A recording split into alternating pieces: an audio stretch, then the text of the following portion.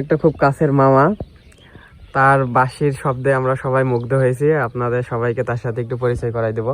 মামা, আপনার নামটা বলো। আমার নাম জমশেদ আলী। জমশেদ আলী, আপনি কত বছর ধরে বাঁশি বাজাচ্ছেন? বাঁশি বাজাই 40 বছর বাইন্দি, কিন্তু সময় পাইনি। এই একটু সময় পেলাম, একটু বসে বসে বাজালাম। চিন্তা ভাবনার মানুষ, হ্যাঁ, একটু বসে হয়তো দেখা যাচ্ছে এখানে নৌকা টোকা চালাই, একটু বসে বাজালাম। কাজের চাপে বাঁশি বাজাতে পারিনি, দাঁত মাছা পড়ে গেছে, বুঝেছি, দাঁত মাছা পড়ে গেছে, ফুলতে পারিনি। সবাইকে একটা মনে করেন শোনাই দেন, একটা আপনার কণ্ঠে একটা বাঁশির শব্দ সবাই যেন শুনতে পায়।